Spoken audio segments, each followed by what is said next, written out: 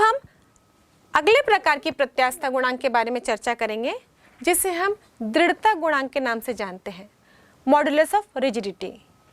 इसे प्रदर्शित करते हैं हम एक स्पेशल चिन्ह से, जिसे हम ईटा से दर्शाते हैं। और जैसे हम पहले भी इसकी चर्चा कर चुके हैं कि जो दृढ़ता गुणांक है वो अपरूपण प्रतिबल और अपरूपण विकृति का अनुपात है। तो हम लिखेंगे ईटा बराबर अपरूपण प्रतिबल अपॉन अपरूपण विकृति। बच्चों, हमने अपरूपण विकृति को समझने के लिए एक क्यूबॉइडल ऑब्जेक्ट लिया था और उस पर स्पर्श रेखीय बल लगाकर देखा था कि उसकी आकृति में किस प्रकार परिवर्तन होता है आयतन में बिना परिवर्तन के। तो वही यहाँ पर भी लेते हैं हम लोग। इस स्थिति में यदि हम अपरूपण विकृति देखें तो इसे हम थीटा से दर्शा रहे थे, और यदि हमने जो बल लगाया है टेंजेंशियल उसे एफ से दर्शा रहे हैं। ये बल इसके क्षेत्रफल पर लग रहा है। मान लीजिए इस क्षेत्रफल को हम ए से दर्शा रहे हैं, तो ईटा बराबर हो जाएगा अपरूपण प्रतिबल यानी एफ अपॉन ए लिखेंगे, और अपरूपण विकृति यानी कि हम यहाँ पर थीटा लिखेंगे। तो ईटा बराबर हो जाएगा एफ अपॉन ए थीटा।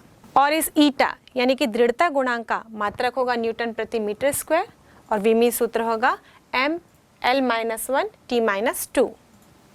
अब बच्चों, ये दृढ़ता गुणांक का सूत्र तो हम निकाल लिए, लेकिन एक्चुअली ये दृढ़ता गुणांक होता क्या है, इसको हम इस सूत्र के जरिए ही समझते हैं। इस सूत्र में यदि a बराबर 1 लिखूं और थीटा बराबर भी 1 लिखूं तो ईटा बराबर f होगा। f मतलब यहाँ पर वह बल था जिसको हमने स्पर्श रेखीय रूप से लगाया था। तो किसी भी वस्तु का दृढ़ता गुणांक उस स्पर्श रेखीय बल के बराबर होता है, या यूं कहें उस विरूपक बल के बराबर होता है जो उस वस्तु के एकांक क्षेत्रफल में लगाने पर उस वस्तु में इकाई अपरूपण विकृति उत्पन्न कर सके। और इस ईटा के सूत्र को हम दूसरे रूप में भी लिख सकते हैं।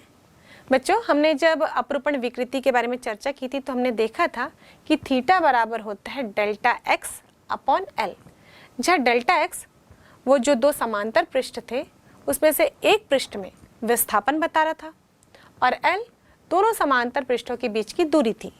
तो इस प्रकार ईटा बराबर हो जाएगा एफ अपॉन ए डेल्टा एक्स अपॉन एल, और ईटा बराबर होगा एफ एल अपॉन ए इंटू डेल्टा एक्स।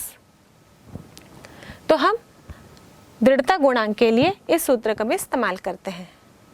अब बच्चों, हम कुछ पदार्थ के लिए एक सारिणी बनाते हैं जिसमें हम उन पदार्थ के यंग प्रत्यास्थता गुणांक, आयतन प्रत्यास्थता गुणांक और दृढ़ता गुणांक के तुलना करेंगे। हम इस सारणी में कुछ पदार्थ के यंग प्रत्यास्थता गुणांक, आयतन प्रत्यास्थता गुणांक और दृढ़ता गुणांक के मान देखेंगे।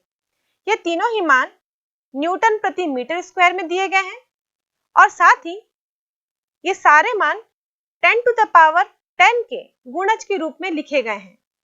तो पहला है हीरा, जिसका यंग प्रत्यास्थता गुणांक है 83, बल्क प्रत्यास्थता गुणांक 55 और दृढ़ता गुणांक 34 है। टंगस्टन 36, 20, 15, स्पार्क 20, 16, 8.4, लोहा 19, 10, 7, तांबा 11, 14, 4.2, पीतल 9, 6.1, 3.6, एल्यूमिनियम 7, 7.2, 2.5, कांच 6.5, 3.7, 2.3। रबर का केवल यंग प्रत्यास्थता गुणांक ही होता है, क्योंकि यदि हम रबर में कोई भार लटकाते हैं यानी कि विरूपक बल लगाते हैं तो उसके लंबाई में परिवर्तन होता है, इसलिए यंग प्रत्यास्थता गुणांक हम लिखेंगे और ये होता है 0.05, यानी कि रबर का यंग प्रत्यास्थता गुणांक बहुत ही कम होता है, और इसलिए जब उसमें कोई भी विरूपक बल लगाया जाता है तो उसमें उत्पन्न विकृति का मान अधिक होता है। पारा पारा में केवल आयतन प्रत्यास्थ गुणांक ही पाया जाता है और ये 2.5 है। जल, इसमें भी केवल आयतन प्रत्यास्थ गुणांक होता है और इसका मान 0.22 होता है। वायु, इसका आयतन प्रत्यास्थ गुणांक 1.0 इंटू 10 टू द पावर -5 होता है। और इस प्रकार हमने इस सारणी में विभिन्न पदार्थों के यंग प्रत्यास्थ गुणांक, आयतन प्रत्यास्थ गुणांक और दृढ़ता गुणांक का मान देखा। जब हम अनुदैर्ध्य विकृति के बारे में चर्चा कर रहे थे तब हमने देखा था कि हम तार में भार को लटकाते जा रहे हैं और उसके कारण तार की लंबाई में वृद्धि हो रही है। तो बच्चों, क्या हम जब भार को लटकाते हैं तो केवल उसकी लंबाई में वृद्धि होती है? इसे आप खुद भी करके देखिए। जब किसी तार को आप खींच देते हैं तो उसकी लंबाई में तो वृद्धि होती है, साथ साथ आप देखेंगे कि वो तार पतला भी हो जाता है। यानी कि परिवर्तन उसकी लंबाई में तो होता ही है, साथ साथ उसकी जो त्रिज्या है वो भी कम हो जाती है। त्रिज्या बोलो या व्यास बोलो, उसमें कमी आ जाती है। और इस चीज़ को हमने नेग्लेक्ट कर दिया था। हम केवल उसमें लंबाई में परिवर्तन की बात कर रहे थे। लेकिन होता यह है कि जब लंबाई में वृद्धि होती है तो उस तार की त्रिज्या या व्यास में कमी आ जाती है। और ऐसे ही किसी तार को दबाकर यदि छोटा कर दिया जाए तो उसकी लंबाई में कमी के साथ साथ उसकी त्रिज्या में वृद्धि हो जाती है, मतलब वो तार मोटी हो जाती है। तो जब परिवर्तन उसकी त्रिज्या या व्यास में हो रहा है तो उसको भी हम नेग्लेक्ट नहीं कर सकते हैं। और इस प्रकार हम इसको चित्र अनुसार देखें तो ये तार है और इसके लंबाई पर ही हम बल लगा रहे हैं। ये विरूपक बल इसकी लंबाई में वृद्धि करेगा। लेकिन जब त्रिज्या या व्यास की बात करें तो इस बल के ये लंबवत होगी और इसमें भी परिवर्तन हो रहा है। तो इसका मतलब इस विरूपक बल के अनुदिश यानी उसके अनुदैर्ध्य लंबाई में तो परिवर्तन हो ही रहा है, लेकिन इस विरूपक बल के अनुप्रस्थ यानी कि लंबवत उसकी त्रिज्या या व्यास में भी परिवर्तन हो रहा है। और इसी तार की त्रिज्या या व्यास में जो परिवर्तन हो रहा है उसे हम अनुप्रस्थ विकृति या फिर पार्श्विक विकृति के नाम से जानते हैं। और इस विकृति का अध्ययन वैज्ञानिक पॉइसन ने किया और इसके आधार पर उन्होंने पॉइसन अनुपात दिया, क्योंकि एक्चुअली ये जो परिवर्तन है ये लंबाई के साथ साथ ही हो रहा है। यदि लंबाई बढ़ रही है तो त्रिज्या घटेगी और यदि लंबाई घट रही है तो त्रिज्या बढ़ेगी। और इसके आधार पर उन्होंने ये दोनों ही प्रकार की विकृति यानी कि अनुदैर्ध्य विकृति जो लंबाई में हो रही है और उसके साथ साथ जो अनुप्रस्थ विकृति उसकी त्रिज्या में हो रही है, इन दोनों का अनुपात लिया और इस अनुपात को हम पॉइसन अनुपात के नाम से जानते हैं। जो पॉइसन अनुपात है वो अनुप्रस्थ विकृति और अनुदैर्ध्य विकृति का अनुपात होता है। और इस पॉइसन अनुपात को हम स्पेशल चिन्ह इस सिग्मा से दर्शाते हैं। अब देखते हैं कि इसका सूत्र क्या होगा। तो इसके लिए हमने एक तार ली है। मान लीजिए इस तार की लंबाई L है और इस पर भार बढ़ाने पर इसकी लंबाई में जो परिवर्तन हो रहा है इसे हम डेल्टा L से दर्शा रहे हैं। साथ साथ इसके जो व्यास है इसे हम D से दर्शा रहे हैं और लंबाई बढ़ेगी तो इस व्यास में कमी आएगी। इस व्यास में कमी को हम डेल्टा D से दर्शा रहे हैं। डेल्टा रिप्रेजेंट करता है स्मॉल चेंज को, तो यहाँ पर हम डेल्टा का इस्तेमाल कर रहे हैं परिवर्तन को दर्शाने के लिए।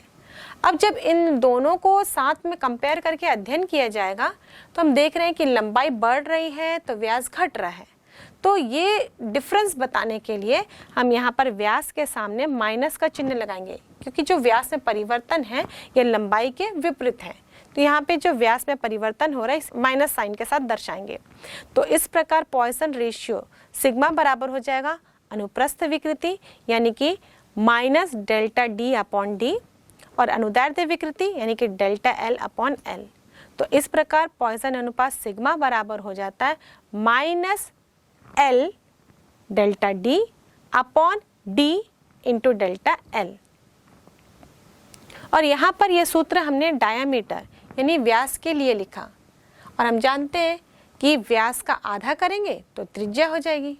तो इस सूत्र को हम त्रिज्या के रूप में भी लिख सकते हैं, तो पॉइसन अनुपात सिग्मा बराबर होगा -L delta R upon R delta L. अब बच्चों मुझे ये बताइए, ये पॉइसन अनुपात का मात्रक और विमीय सूत्र क्या होगा?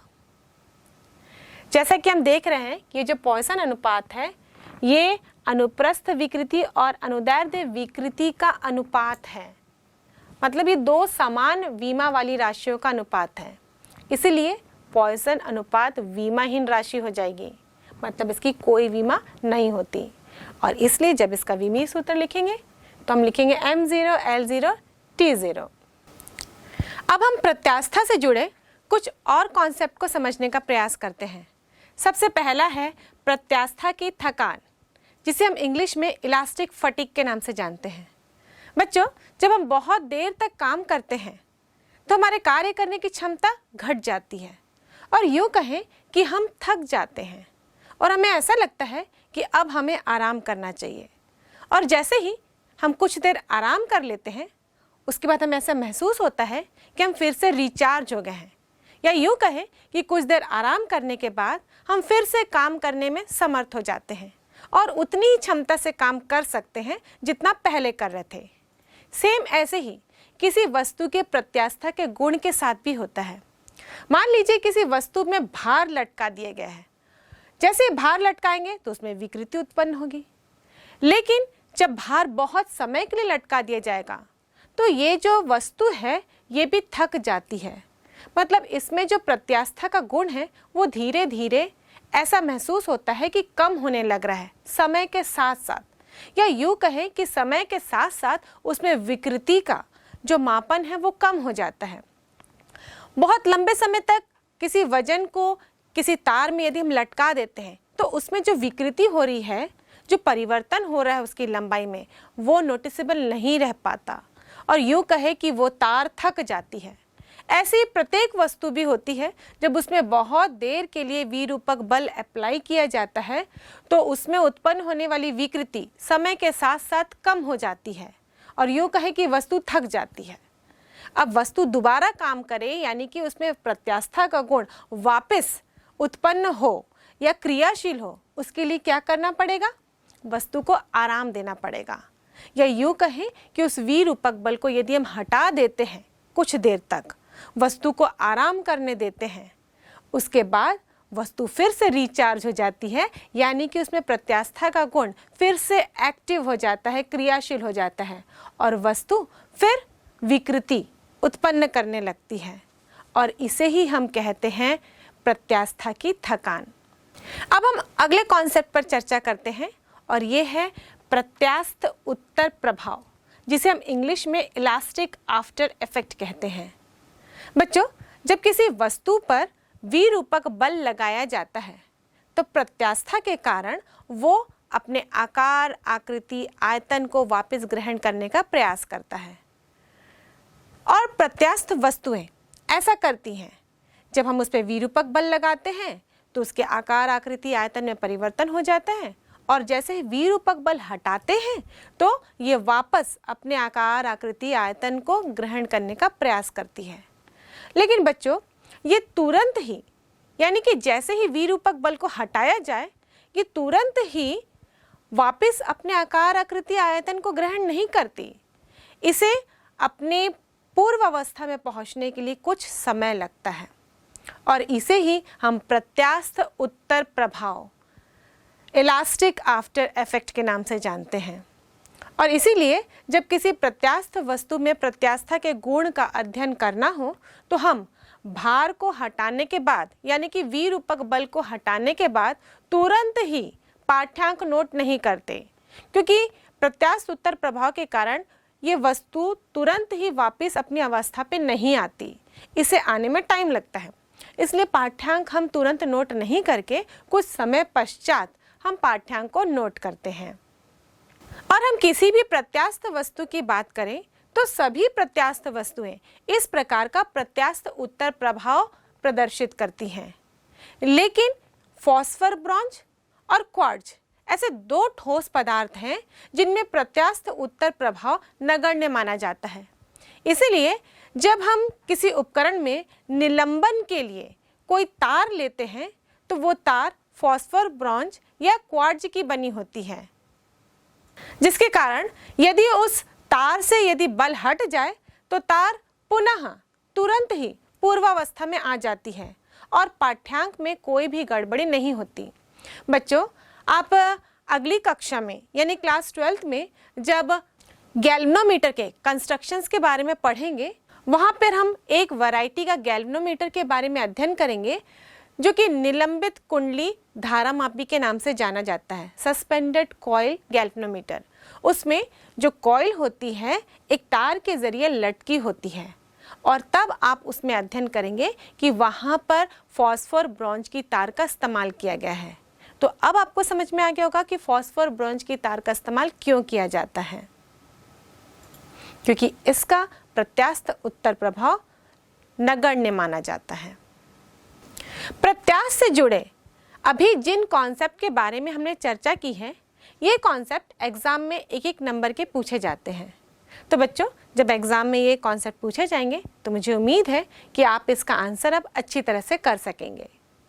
बच्चों, प्रत्यास्थता से जुड़ा हुआ एक और क्वेश्चन है जो आपको एग्जाम में देखने को मिलता है और ये क्वेश्चन एग्जाम में जनरली 3 मार्क का आता है, जिसमें किसी भी तार को खींचे जाने पर किए गए कार्य की गणना करनी होती है, यानी कि किए गए कार्य का सूत्र ज्ञात करना होता है, यानी work done on stretching a wire. जब हम किसी तार को खींचते हैं, जब हम किसी तार को खींच रहे हैं, मतलब उसके अंदर जो परमाणु हैं उसकी व्यवस्था में परिवर्तन होगा।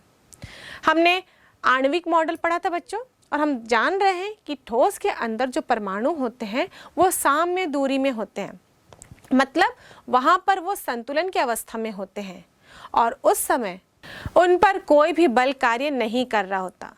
लेकिन जब उसको डिस्टर्ब किया जाए, दोनों अणुओं को एक दूसरे से दूर ले जाया जाए, तो उस समय दोनों के बीच में आकर्षण बल कार्य करता है।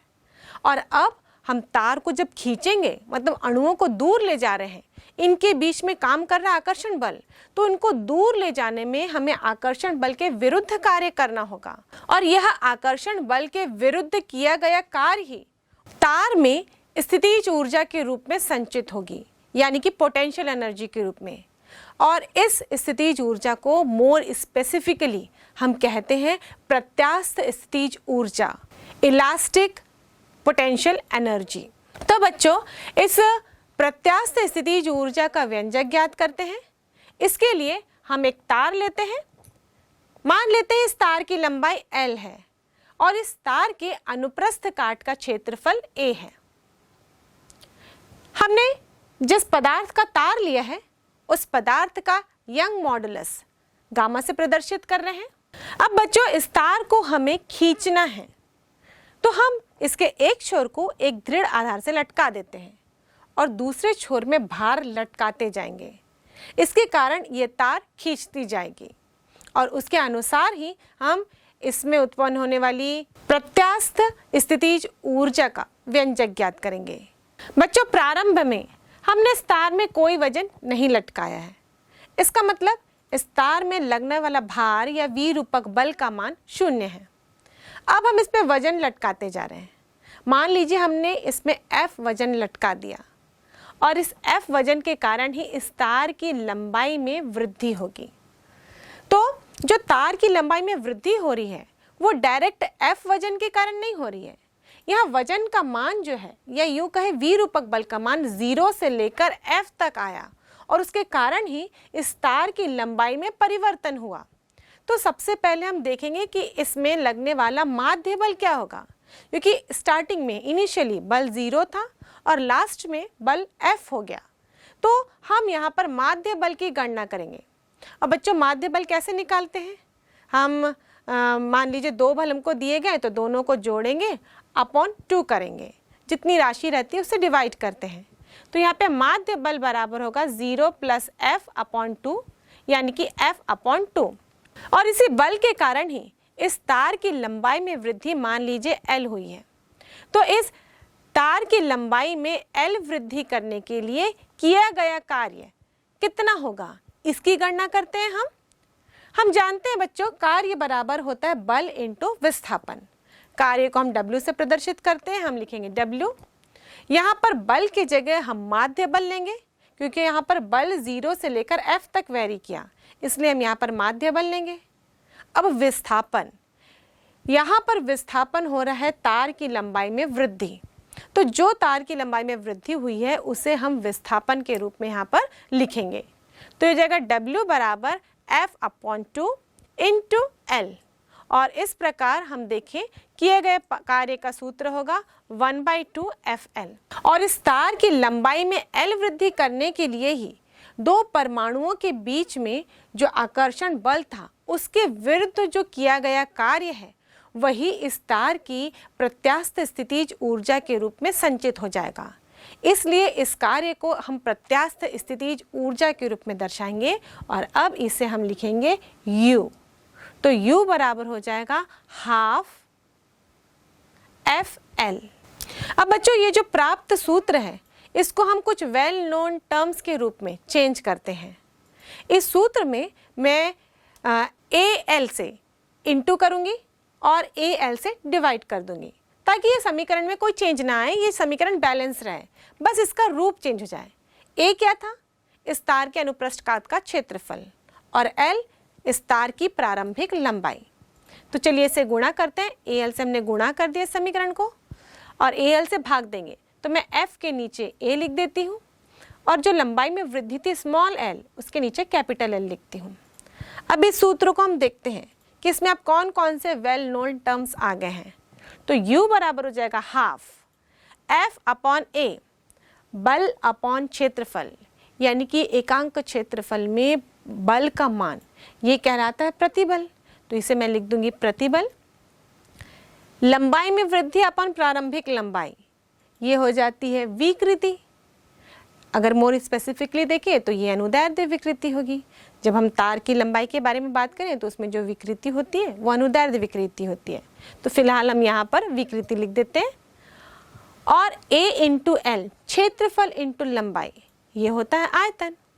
तो इस प्रकार प्रत्यास्थ स्थितिज ऊर्जा का फॉर्मूला हो जाएगा हाफ प्रतिबल इंटू विकृति इंटू आयतन। अब इसी प्रत्यास्थ स्थितिज ऊर्जा को यदि हम प्रति एकांक आयतन में ज्ञात करें तो मैं इस समीकरण को आयतन से भाग दे दूंगी, तो समीकरण बन जाएगा हाफ प्रतिबल इंटू विकृति, और ये समीकरण ही प्रत्यास्थ स्थितिज ऊर्जा को प्रदर्शित करता है। बच्चों मान लीजिए प्रतिबल को मैं S से दर्शा रही हूँ और विकृति को अल्फा से, तो U बराबर हो जाता है हाफ S इंटू अल्फा, और ये प्रत्यास्थ स्थितिज ऊर्जा का मूल समीकरण है। अब इस समीकरण को हम और दूसरे रूप में भी चेंज कर सकते हैं, तो देखते हैं इसमें क्या क्या चेंजेस ला सकते हैं हम लोग। तो ये जो समीकरण हमको प्राप्त हुआ है U बराबर हाफ इंटू प्रतिबल इंटू विकृति, अब इस समीकरण को यदि मैं विकृति से गुणा करूं तो विकृति से भाग भी देना पड़ेगा, तभी तो ये समीकरण बैलेंस होगा।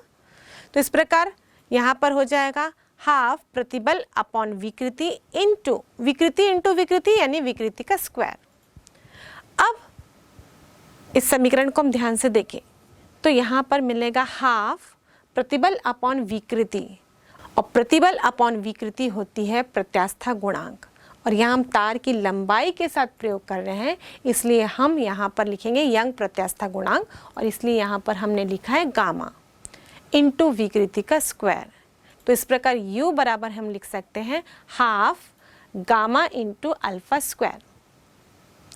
अब इस इक्वेशन को हम और चेंज कर सकते हैं। यहाँ पर यंग मॉडुलस था और विकृति थी, इसी फॉर्मूले को हम यंग मॉडुलस के साथ साथ प्रतिबल के रूप में भी लिख सकते हैं। तो जो हमारा मूल फॉर्मूला था, इस फॉर्मूले में अब मैं प्रतिबल से गुणा करूं और प्रतिबल से भाग दूं, तो ये फॉर्मूला बन जाएगा हाफ प्रतिबल का वर्ग इंटू विकृति अपॉन प्रतिबल। तो ये हो जाएगा U बराबर हाफ प्रतिबल का वर्ग इंटू विकृति अपॉन प्रतिबल, ये होगा 1/, यंग प्रत्यास्था गुणांक, तो हम लिखेंगे 1 अपॉन गामा, और प्रतिबल को हम S से दर्शा रहे हैं, तो ये हो जाएगा U बराबर half S square upon gamma. तो इस प्रकार हमने तार को खींचने के लिए किए गए कार्य का सूत्र देखा, या दूसरे शब्दों में कहे तो हमने इलास्टिक पोटेंशियल एनर्जी प्रत्यास्थ स्थितिज ऊर्जा के लिए समीकरण ज्ञात किया, जिसके विभिन्न रूप हमने देखे। और बच्चों, हमने विभिन्न रूपों में इस समीकरण को ज्ञात किया है, क्योंकि न्यूमेरिकल क्वेश्चंस भी इसके आधार पर आते हैं, तो अलग अलग सूत्र का इस्तेमाल हम कर सकते हैं। तो सूत्र के अलग अलग रूप का हम इस्तेमाल कर सकते हैं। तो इस प्रकार हम देखें, u बराबर हो जाएगा हाफ s इंटू अल्फ़ा बराबर हाफ गामा अल्फ़ा स्क्वायर बराबर हाफ s स्क्वायर गामा। तो चलो इसी सूत्र पर आधारित हम एक आंकिक प्रश्न बनाते हैं। एक तार की लंबाई 3 मीटर तथा अनुप्रस्थ काट का क्षेत्रफल 2 मिलीमीटर स्क्वायर है। जब उसे 0.2 मिलीमीटर तक खींचा जाता है तो तार में संचित कुल ऊर्जा की गणना कीजिए। यहाँ दिया गया है गामा बराबर 2.0 इंटू 10⁻11 न्यूटन प्रति मीटर स्क्वायर। अब इसका हल देखते हैं। इस प्रश्न में क्या क्या दिया गया पहले वो लिख लेते हैं। तार की लंबाई L बराबर 3 मीटर है। इसके अनुप्रस्थ काट का क्षेत्रफल A बराबर 2 मिलीमीटर स्क्वायर है। मिलीमीटर को मीटर में कन्वर्ट करेंगे तो यहाँ पर हो जाएगा 2 इंटू 10⁻³ मीटर का होल स्क्वायर। क्योंकि यहाँ क्षेत्रफल की बात कर रहे हैं, इसलिए हमने यहाँ पर मिलीमीटर को जब मीटर में कन्वर्ट किया है तो उसका स्क्वायर करेंगे, तो हो जाएगा 2 इंटू 10⁻6 मीटर स्क्वायर।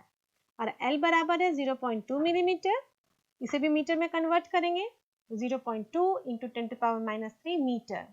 और गामा का वैल्यू दिया गया है, यानी यंग प्रत्यास्थ गुणांक बराबर 2 इंटू 10⁻11 न्यूटन प्रति मीटर स्क्वायर। और विकृति अल्फा बराबर होगा L अपॉन L, तो 0.2 इंटू 10⁻³ अपॉन 3 लिखेंगे। तार का आयतन होगा लंबाई इंटू क्षेत्रफल, तो हम लिखेंगे 2 इंटू 10⁻6 इंटू 3 बराबर 6 इंटू 10⁻6 मीटर क्यूब। एकांक आयतन में संचित ऊर्जा बराबर होती है हाफ गामा अल्फा स्क्वायर।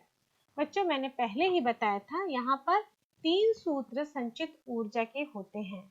तो क्वेश्चन में जिस प्रकार मान दिया जाता है उसके आधार पर हम किसी भी सूत्र का इस्तेमाल कर सकते हैं। तो यहाँ हमने विकृति ज्ञात की है और हमें यंग मॉडुलस पता है, तो हम U बराबर हाफ गामा अल्फा स्क्वायर सूत्र का इस्तेमाल करेंगे।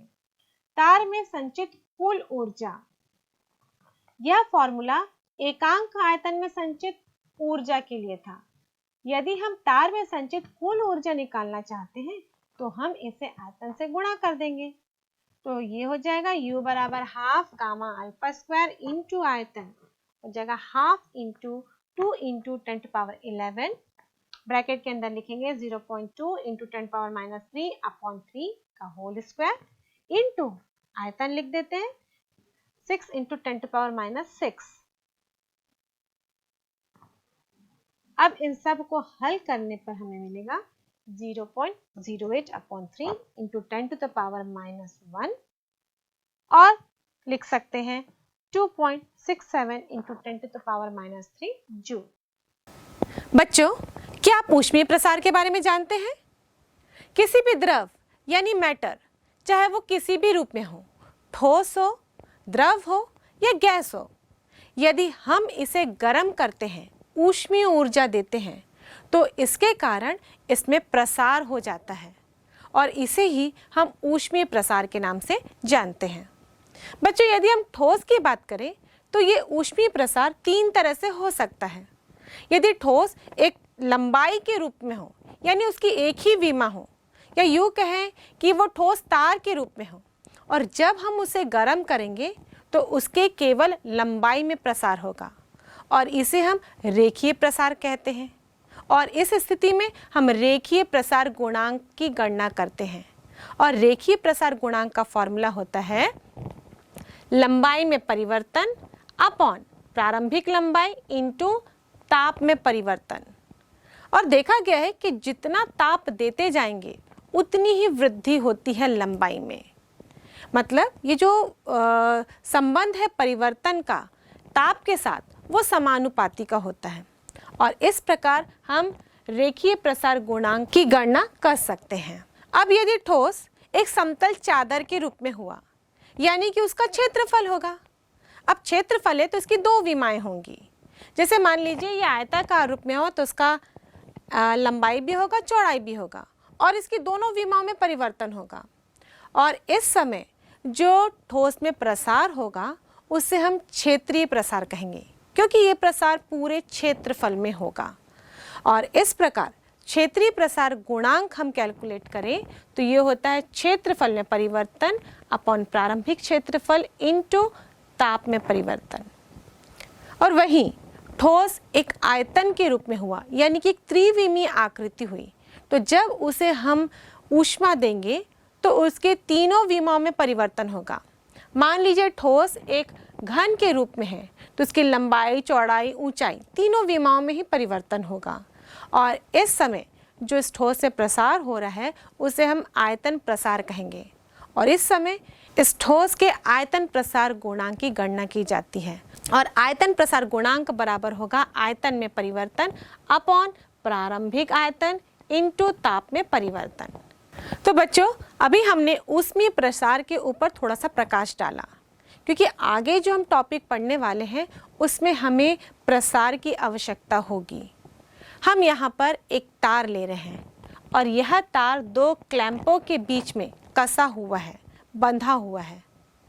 अब इस तार को ठंडा कर दें तो क्या होगा?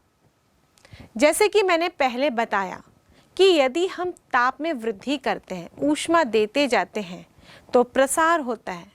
यदि हम ठंडा कर रहे हैं यानी कि ताप में कमी ला रहे हैं तो उस समय यहाँ पर प्रसार के स्थान पर संपीड़न होगा, संकुचन होगा, यानी कि अब वृद्धि नहीं होगी बल्कि कमी होगी। चाहे वो लंबाई की बात करें, क्षेत्रफल की बात करें, चाहे आयतन की बात करें।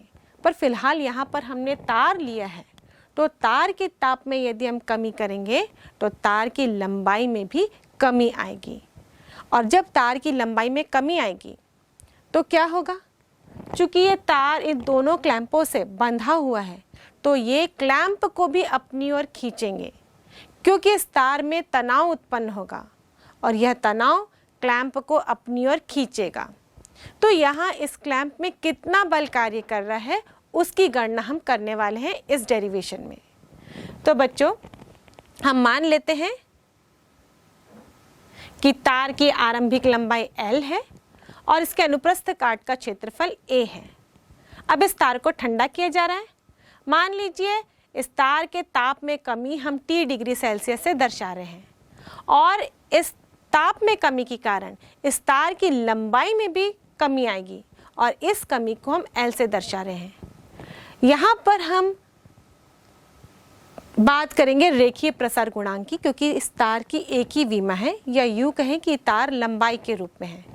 तो रेखीय प्रसार गुणांक हो जाएगा लंबाई में परिवर्तन अपॉन प्रारंभिक लंबाई इंटू ताप में परिवर्तन।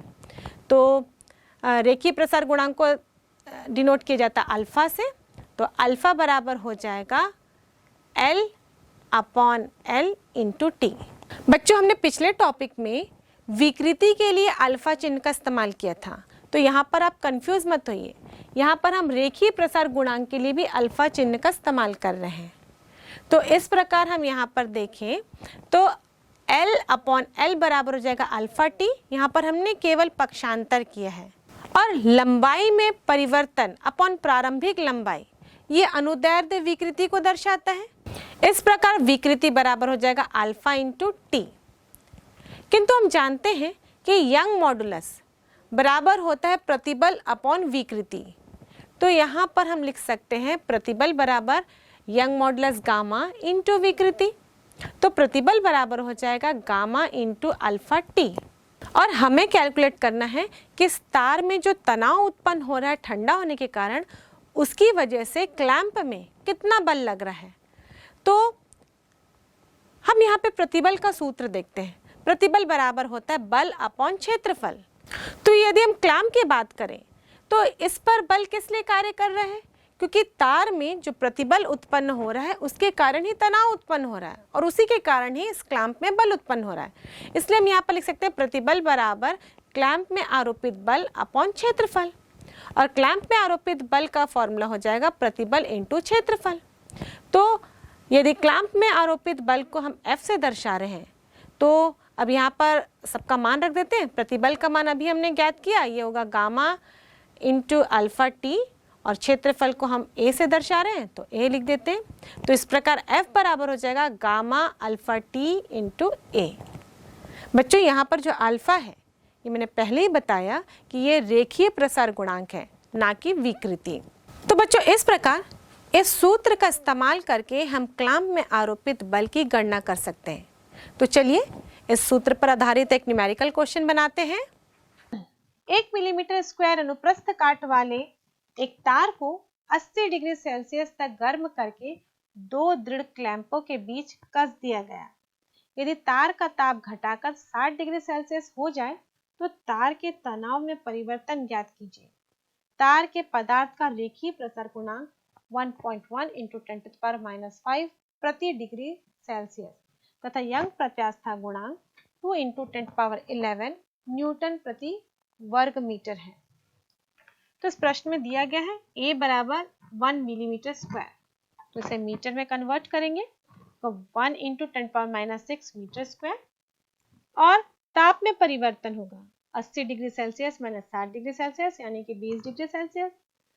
अल्फा का मान दिया गया है 1.1 इंटू 10⁻⁵ प्रति डिग्री सेल्सियस, और गामा बराबर है 2 इंटू 10⁻11 न्यूटन प्रति मीटर स्क्वायर।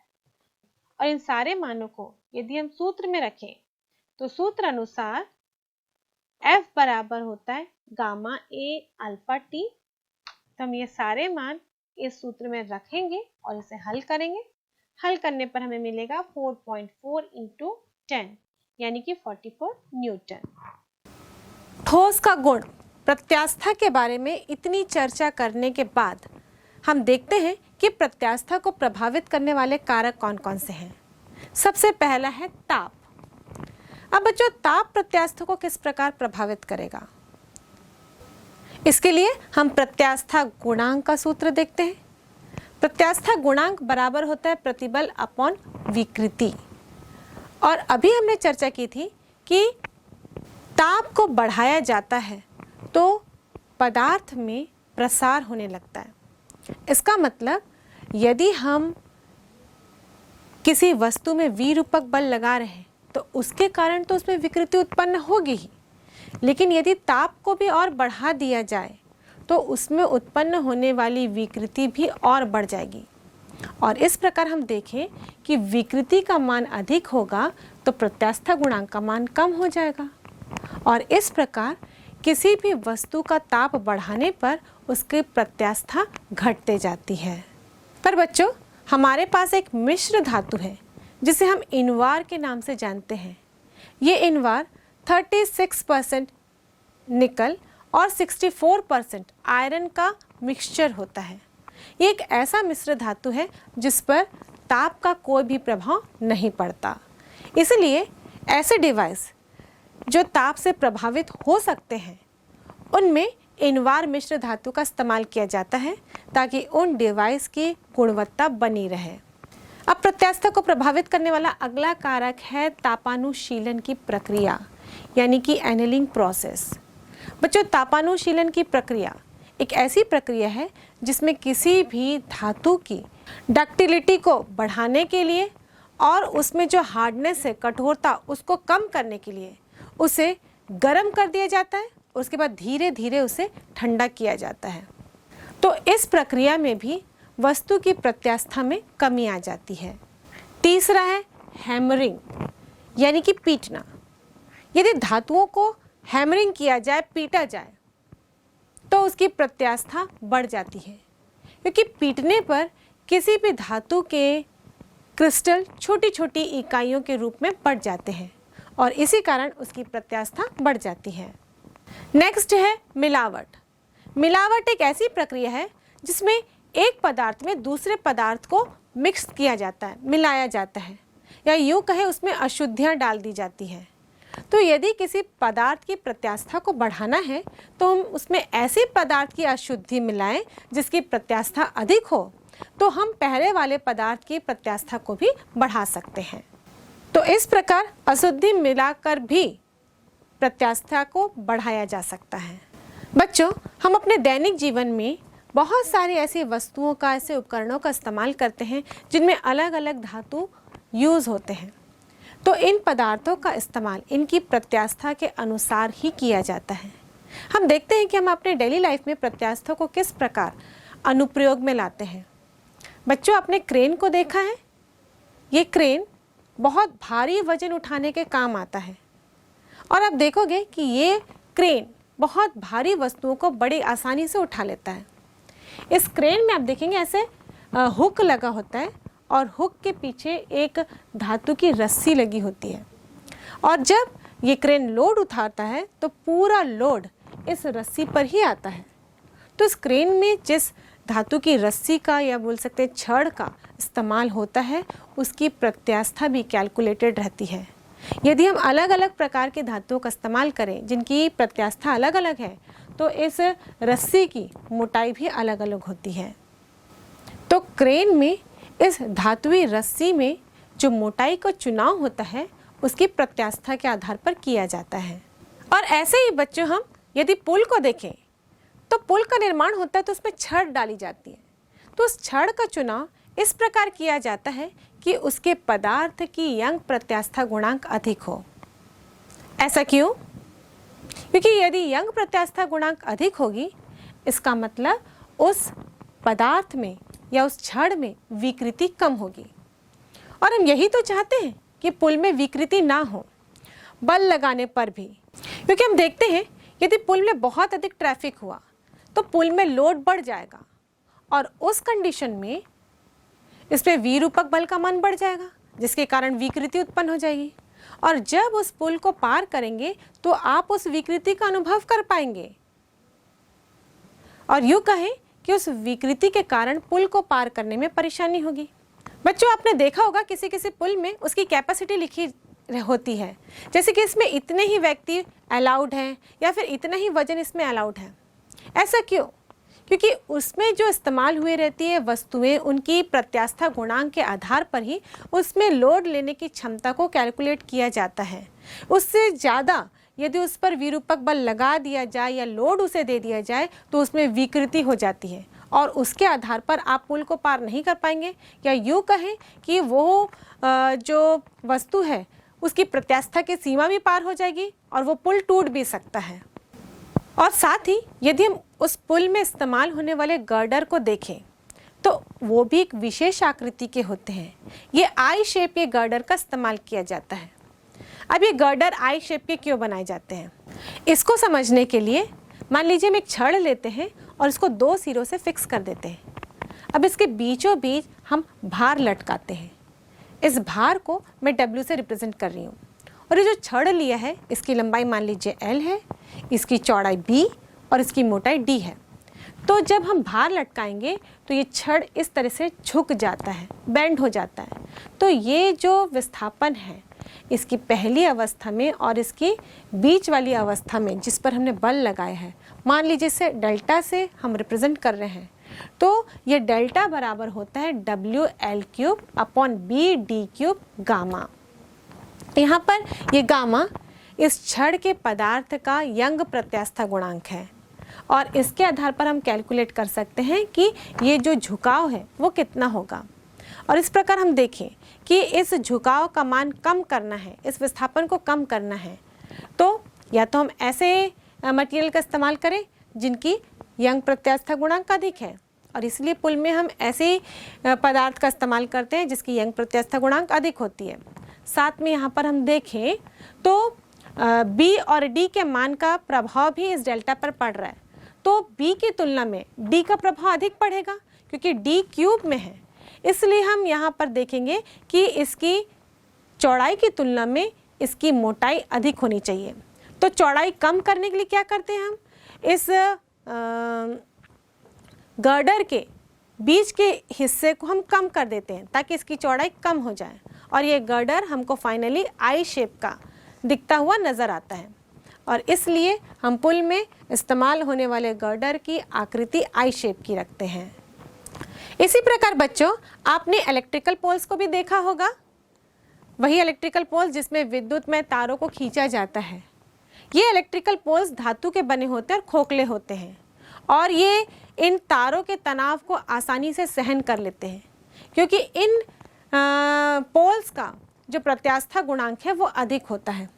बच्चों, पहले हम इलेक्ट्रिकल तारों को खींचने के लिए ऐसी कंक्रीट के पोल्स का भी इस्तेमाल करते थे, पर ये कंक्रीट के पोल्स ज़्यादा दिन तक नहीं टिकते थे, ये बेंड हो जाते थे या टूट जाते थे। अब कारण क्या था? उसमें भी तो छड़ लगी होती थी, लेकिन वो छड़ उसको सपोर्ट नहीं कर पाते थे और वो जल्दी बेंड हो जाते थे या टूट जाते थे। कारण ये था कि यदि हम दो पोल्स लें जो कि समान धातु के या पदार्थ के बने हैं, एक पूरा भरा हुआ है और एक खोखला, तो खोखले वाले की प्रत्यास्था गुणांक अधिक होती है इस भरे वाले पोल की तुलना में। इसलिए हम भरे वाले पोल का इस्तेमाल नहीं करते, बल्कि हम खोखले विद्युत पोल्स का इस्तेमाल करते हैं इन तारों को खींचने के लिए, ताकि ये लंबे समय तक अपनी जगह पर स्थिर खड़े रहें।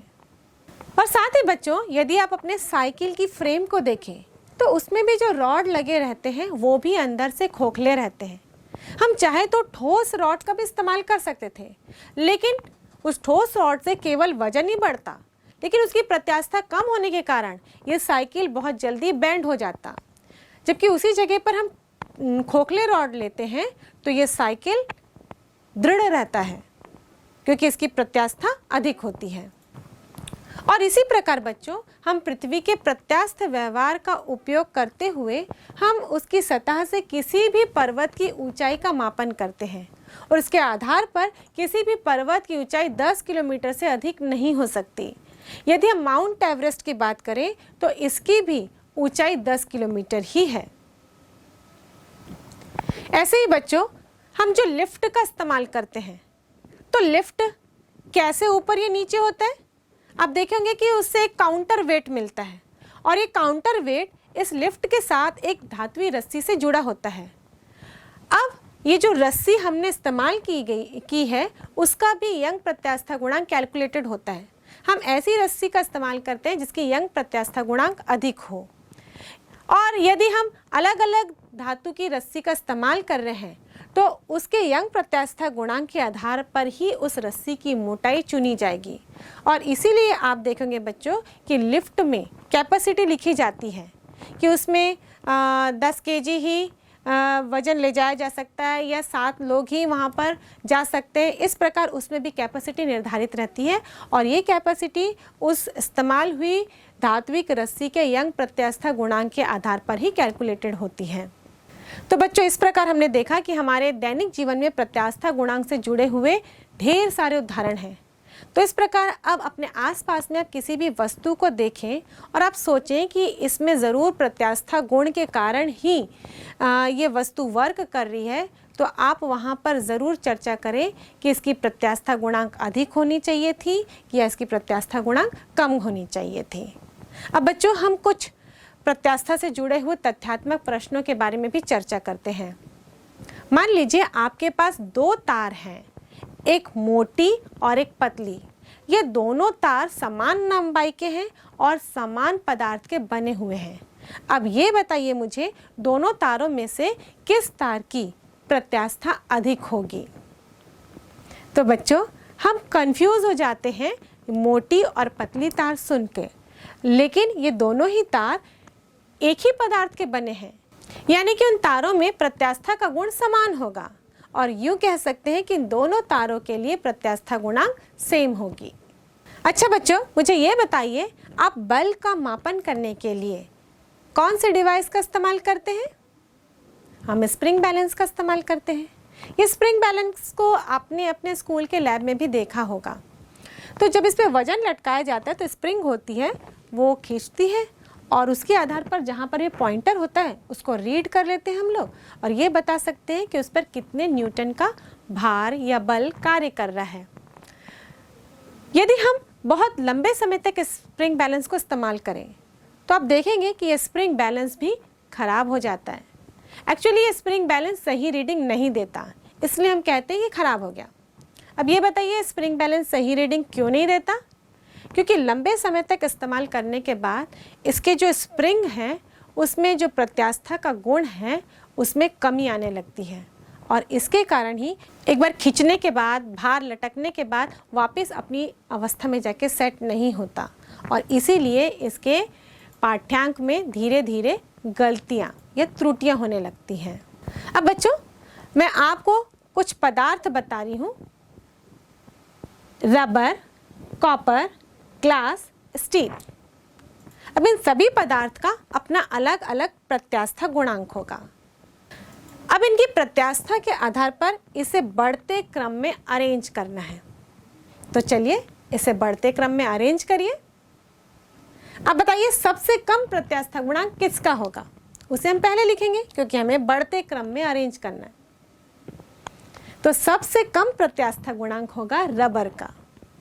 शायद आप सोच रहे होंगे कि रबर का प्रत्यास्था गुणांक सबसे अधिक होगा, लेकिन बच्चों रबर का प्रत्यास्था गुणांक इन सभी पदार्थों की तुलना में सबसे कम होगा। उसके बाद आएगा ग्लास, उसके बाद आएगा कॉपर और उसके बाद आएगी स्टील।